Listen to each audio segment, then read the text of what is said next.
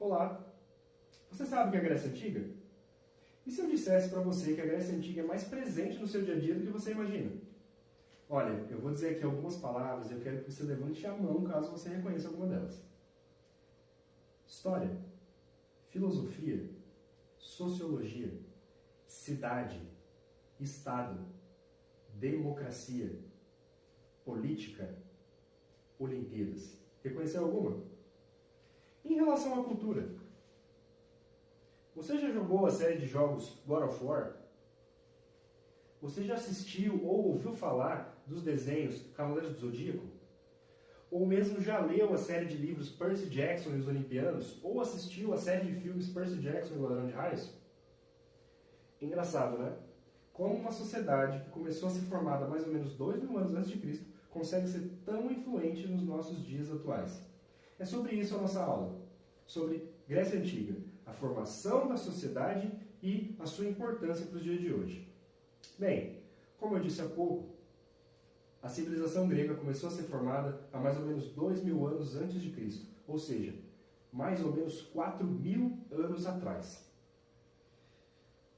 A civilização grega ela foi formada na região sul da Europa e um dos primeiros povos que se instalou ali naquela região foram os cretenses, que ficavam aqui na região da ilha de Creta.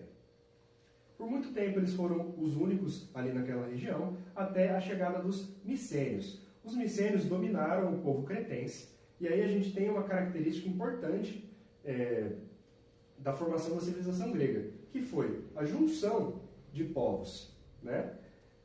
Esse contato entre os micênios e cretenses, ele não foi um contato de extinção, ou seja, os micênios eles não mataram e dizimaram a cultura e todos os cretenses, não. Eles tiveram um contato de união, eles juntaram a linguagem, eles juntaram a cultura, eles se agregaram enquanto civilização. E esse povo ficou conhecido como creto-micênico, que era a junção entre os cretenses e os micênicos. Posterior a eles, houve a chegada dos eólios e dos jônios, que se situaram e que se fixaram em pontos diferentes que não a ilha de Creta. Mas, algum tempo depois, veio a chegada de um quinto povo, que foi muito importante, decisivo para a formação da civilização grega como a gente conhece hoje, que são os dórios. Com a chegada dos dórios, aqueles povos que estavam ali instalados, eles tiveram que se deslocar para outros locais. Por quê? Os dórios eram um povo que tinha uma cultura muito bélica. O que quer dizer isso? Uma cultura de guerrear. E os dórios eles já tinham o domínio do ferro, diferente dos povos que estavam ali, que ainda dominavam o bronze. O ferro é um material muito mais forte e potente do que o bronze. Bem, com a chegada dos dórios, aqueles que decidiram ficar e lutar acabaram ou morrendo ou sendo escravizados. Houveram aqueles que decidiram sair dessa região e migraram para a região da Ásia Menor, que é hoje onde a gente conhece como Turquia. E alguns decidiram continuar nessa região, só que migraram para locais mais distantes, terras menos férteis, lugares menores. Esses que decidiram ficar, eles formaram um tipo de sociedade que ficou sendo conhecida como sociedade gentílica. Gentílica que vem de gens, ou de genos, que no grego significa família. Quer dizer, sociedades de pequenas famílias. Uma característica principal dessa sociedade gentílica era que era uma sociedade que dividia os seus bens. Por estarem em terras menos férteis, ou seja, terras que produziam menos alimento, eles precisavam dividir muito bem esse alimento. Porque senão, alguns comeriam muito, outros não comeriam nada. E eles optaram, então, pela divisão igualitária desses bens e dessa produção que eles faziam ali naquelas terras.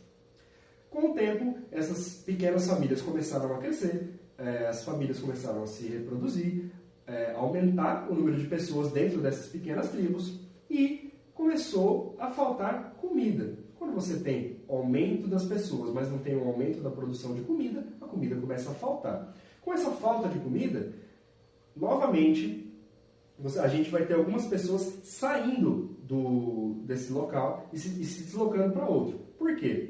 Aí surge a ideia de propriedade privada. Por mais que fosse uma sociedade gentílica, uma sociedade que prezava a divisão dos bens, você tinha aqueles que estavam no topo da cadeia da sociedade, que eram os anciões. Os anciões eram aqueles que se julgavam os mais velhos naquela região, os que chegaram primeiro naquela terra, logo eles tinham direito a mais comida do que aqueles que eram mais jovens ou aqueles que chegaram por último naquele local. Então aí você tem a criação da noção de propriedade privada, coisa que a gente não tinha visto na história até o dado momento, certo? Coisa que hoje em dia a gente tem muito claro, né? Esse terreno é meu, ou essa casa é do meu pai, mas a terra não tem dono, né? Quando a gente chegou aqui, existia alguém que vendeu a terra para alguém? Não. Simplesmente foi cercado um pedaço de terra e falou, isso é meu, e a partir desse momento, somente eu posso fazer o que eu quiser aqui dentro desse espaço. E é nesse período da história que nasce essa ideia de isso é meu e não seu, ou isso é seu e isso é meu. Muito interessante. Bom, com a necessidade desses povos que estavam ali, passando essa necessidade alimentar de migrar para outros pontos, a gente vai ter um momento da história que fica conhecido como a segunda diáspora grega. Mas espera aí, professor, segunda e a primeira? Lembra quando os dórios chegaram e alguns acabaram migrando para a Ásia Menor? Bem, esse movimento ficou conhecido como a primeira diáspora grega.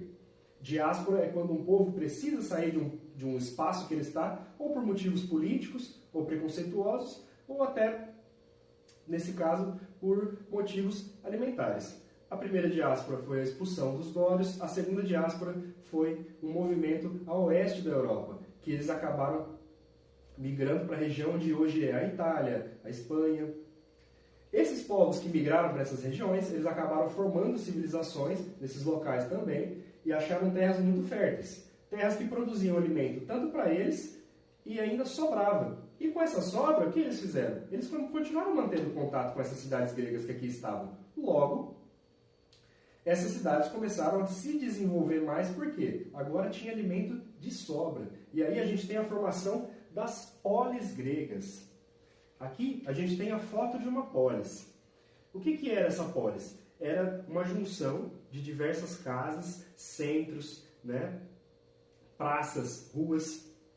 E aí surge essa ideia, também na Grécia Antiga, de se cercar a cidade. Na Antiguidade você não tinha cercas em volta da cidade, você tinha cerca em volta de palácios, onde ficava o rei. É na Grécia que vai surgir essa ideia de cidade, essa ideia de Estado e também essa ideia de propriedade pública. Lembra que eu falei agora há pouco da propriedade privada, o que é meu e o que é seu? Agora surge a ideia do que é nosso. Dentro da cidade a gente tem ruas, a gente tem praças. E aí surge essa ideia do que é nosso, do que é público. É uma ideia que também vai surgir na Grécia Antiga, coisa que a gente usa até os dias atuais. Duas das principais polis gregas eram Esparta e Atenas.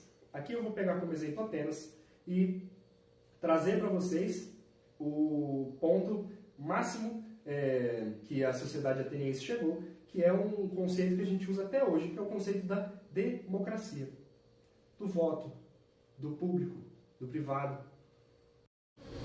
Bem, então nessa aula a gente conseguiu aprender um pouco mais sobre a civilização grega, sobre a sua formação, sobre a criação de alguns conceitos que a gente usa até os dias atuais, como propriedade privada, propriedade pública e a formação das polis gregas ou as cidades gregas. Para a próxima aula, eu gostaria que vocês trouxessem algumas curiosidades ou algo que vocês achem interessante sobre algumas dessas polis gregas. Aqui eu citei como exemplo Atenas e Esparta, você pode pegar alguma coisa sobre essas duas cidades, mas eu gostaria que vocês pesquisassem também e trouxessem curiosidades ou coisas que vocês acham interessante sobre algumas outras cidades, para que a gente na próxima aula possa discutir melhor sobre como funcionavam essas polis gregas, né? As suas funções econômicas, políticas, democráticas.